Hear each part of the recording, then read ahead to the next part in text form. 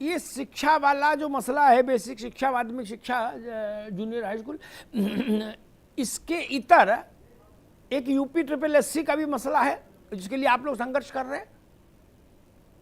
जरा बताइए क्या स्थिति है अभी अद्यतन, और क्या इसके लिए आपने भाजपा सरकार से संपर्क किया, मुख्यमंत्री, उप मुख्यमंत्री, प्रमुख सचिव, इस स्तर पर कहीं कोई बातचीत हुई? जी, सबसे पहले मैं सभी महानुभावों को सादर प्रणाम करता हूं डिबेट में जी। और मैं आपका सबसे ज्यादा शुक्रिया करना चाहता हूं। आपने बेरोजगारों का लगातार मुद्दा उठाया है और हर प्रदेश में ही नहीं, पूरे आप देश भर में ये आपकी बात बहुत प्रसिद्ध है कि आपने लगातार बेरोजगार, इसलिए बहुत बहुत धन्यवाद करना चाहते हैं आपका। श्रीमान, मैं आपको अवगत कराना चाहता हूँ, एक उत्तर प्रदेश में समूह का के लिए उत्तर प्रदेश अधीनस्थ सेवा चयन आयोग का एक गठन किया गया था। इसके अध्यक्ष और सदस्य भी कई सारे होते हैं। ये माननीय श्रीमान, इससे 34 लाख युवा लगातार बेरोजगार परेशान भी है लगातार, और इसमें आप लेखपाल, बीडीओ, वन रक्षक, मंडी परिषद, आबकारी, होम्योपैथिक, बोरिंग इत्यादि जितनी भी समूह गा की भर्तियां होती हैं उससे संबंधित रहती हैं। 4 अप्रैल को इसके अभ्यर्थी बहुत ही बड़ी संख्या में एवं आवास पर आत्मदाह करने की कोशिश की। वहां पे हम लोगों को उनके पुलिस बल के द्वारा हटाया भी गया। इसके बाद माननीय अखिलेश यादव जी के पास हम लोग पहुंचे और उन्होंने मामले को संज्ञान में लिया और उन्होंने पूरी तरीके से विश्वास दिलाया कि आप सभी युवा परेशान मत हुइए, हम सदन से लेकर सड़क तक की मांग को उठाएंगे। सदन जैसे ही चलेगा हम इस मुद्दे को बहुत ही पुरजोर तरीके से सदन में रखेंगे। माननीय जी, मैं ये चीज जानना चाहता हूँ, ये जो सरकार ने अभी हाल ही में कहा है कि 100 दिन के एक लक्ष्य रखा गया है कि मतलब नौकरी देने का लक्ष्य रखा गया 100 दिन का। ये अधीनस्थ सेवा चयन आयोग ऐसा आयोग है कि 100 दिन का हटाइए, 7-8 साल से लगातार इसमें पुरानी भर्तियां 21 लंबित भर्तियां पड़ी हुई हैं जो अभी तक संज्ञान में नहीं लिया गया है। इसके कई युवा साथी, पिछले गत रविवार को 3 लोगों ने आत्महत्या भी कर ली। उसका मैंने पूरी तरीके से जितना सबूत था मैंने अखिलेश यादव जी को दिया है और उन्होंने एक वकील करके इसके खिलाफ अध्यक्ष के खिलाफ मुकदमा करने के लिए तैयारी कर दी है। अब हम सभी युवा उन्हीं के साथ खड़े हुए हैं और इस मुद्दे को उठाएंगे। दूसरे नंबर में आपको मैं बता दूसरी चीज एक और चीज बता लेना चाहता हूँ। उत्तर प्रदेश में 6 चयन बोर्ड आयोग है जिसमें से प्रतिष्ठा सूची जारी की जाती है। उत्तर प्रदेश अधीनस्थ सेवा चयन आयोग ने इसके हाईकोर्ट से आदेश भी दिया गया कि आप प्रतिष्ठा सूची जारी कीजिए, इससे पारदर्शिता तरीके से देखा जा सके किस भर्ती कितने सीटें इसकी बची हुई हैं, उन सीटों को भरा जाए। अभी तक इसने एक भी सीटों को न दिखाया है और इसमें प्रतिष्ठा सूची जारी होनी चाहिए। और हम लोग यही मांग करते हैं कि जितनी पहले पुरानी भर्ती लंबित है इनको पूरा किया जाए।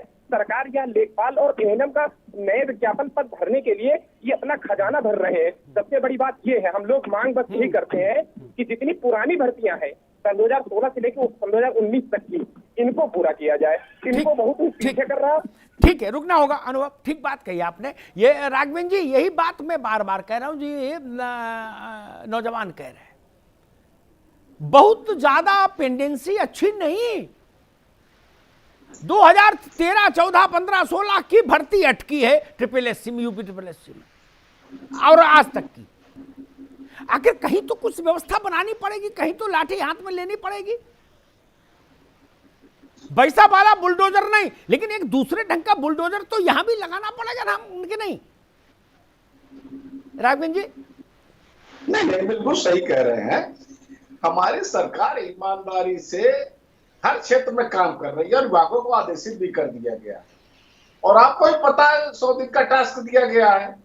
उस विषय को लेकर के पूर्व में जो भी नियुक्तियां किन्हीं कारणों से रुकी पड़ी हैं उन पर कानूनी राय लेकर के निश्चित रूप से जो बाधाएं हैं उनको समाप्त किया जाएगा और जो भी छोटी मोटी समस्याएं हैं नौकरी के क्षेत्र में उनको दूर करके वो नियुक्ति पत्र दे दिए जाएंगे।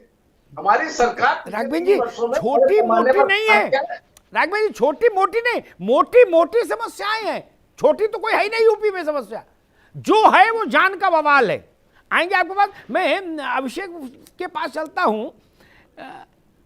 यही सुझाव मैंने अखिलेश जी के टाइम में दिया जब वो चीफ मिनिस्टर थे, यही सुझाव योगी जी के पहले कार्यकाल में दिया मैंने खुद जाकर, और यही सुझाव दूसरे कार्यकाल में भी महाराज जी को दिया। अब पता नहीं सुनवाई क्यों नहीं करते, क्या समस्या है सब लोगों को। मैंने कहा था, अभिषेक वाजपेयी आप सुन लीजिए, आपके यहाँ भी थोड़ा जुम्बिश आई है कि जी सारे बच्चों को बुलाओ और फिर ज्ञापन लो।